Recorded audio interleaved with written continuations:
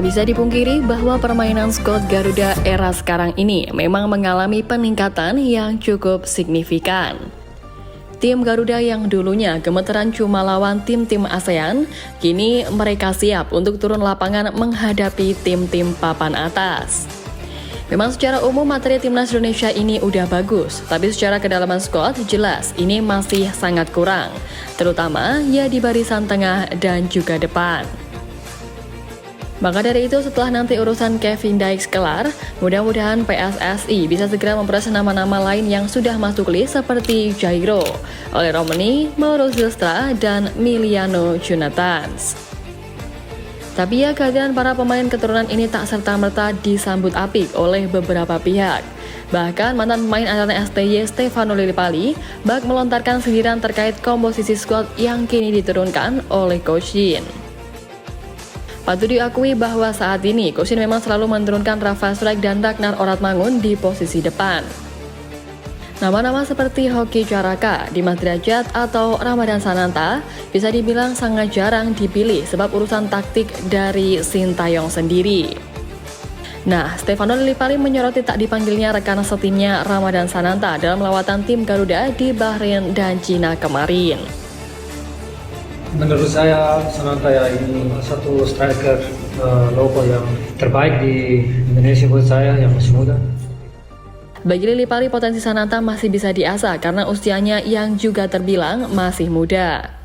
Apalagi dalam laga yang baru dilakoni, Sananta yang turun di babak kedua tak ketinggalan mencetak assist untuk gol kedua Persis Solo di laga pekan ke-8 BRI Liga 1 musim ini. Bagi Lillipali, bakat semacam inilah yang harusnya terus ditempa agar kelak menjadi pemain berkualitas bagi Indonesia. Sejatinya tak cuma Sananta, penyerang yang biasa dipanggil STY Hoki Caraka pun sekarang ini menjelma menjadi striker tajam di liga lokal. Bermain untuk timnya PSS Sleman, dengan kemenangan meyakinkan 3-0, Hoki Caraka berhasil menyumbangkan 1 golnya di menit ke-8 sebagai pembuka keunggulan. Tak hanya itu, Hoki juga mencetak assist untuk gol ketiga PSS Sleman yang dilesatkan Gustavo Tonkantins. Atas kontribusinya, pemain berusia 20 tahun itu mengaku sangat senang dan berharap ini bisa menjadi modal apiknya untuk terus berada di jalur kemenangan bersama klubnya, serta bisa terus mempertahankan ketajamannya demi kembali dipanggil Coach Shin di November nanti. Meski begitu, tak dapat dipungkiri kalau kehadiran para pemain keturunan nantinya berpotensi besar akan menggeser nama-nama pemain lokal dari skuad Indonesia. Apalagi kehadiran sosok Miliano Jonathans membuat pemain lokal yang banyak menghuni posisi itu akan terdepak dari skuad asuhan Sintayong. Nama pertama yang dipastikan akan tersisih adalah Egy Maulana Fikri. Winger Dewa United itu dipastikan tersisih karena belakangan ia sudah kehilangan tempat di timnas Indonesia. Meski kerap dipanggil dan masuk skuad timnas Indonesia, Egy justru jarang mendapatkan kesempatan untuk tampil dan kalah bersaing dengan pemain lainnya. Hal ini terbukti dari 3 laga terakhir skuad Garuda, di mana Egy 2 kali duduk di bench pemain dan sekali tak masuk skuad. Kemudian nama Malik Rizaldi, yang meski memang bukan langganan tetap di timnas Indonesia, tapi namanya bisa saja tak dilirik Sintayong andai Miliano Jonathans bergabung. Potensi Malik Rizaldi tercoret tak lepas dari kesamaan posisinya dengan Miliano Jonathans yang sama-sama beroperasi sebagai winger kiri.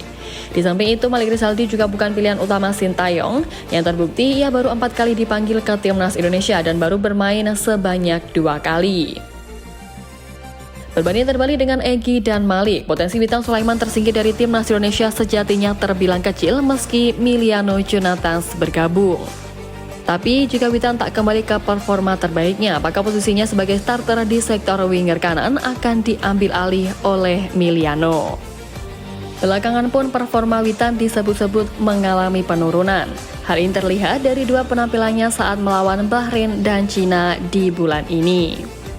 Tapi terlepas dari itu semua, sejatinya ada fakta menarik dalam perpanjangan kontrak terbaru Sintayong soal pemain lokal.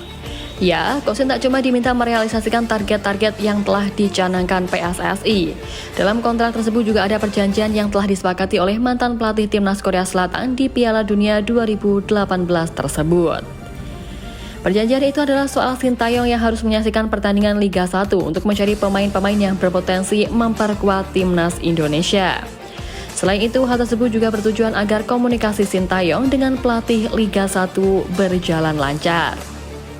Sang pelatih asal Korea Selatan itu tak lagi hanya mengandalkan asistennya untuk memantau kiprah pemain di liga paling elit Indonesia, sebab dengan hadir langsung, Sintayong diharapkan bisa lebih mudah untuk menemukan bakat-bakat muda yang dapat diandalkan untuk timnas Indonesia.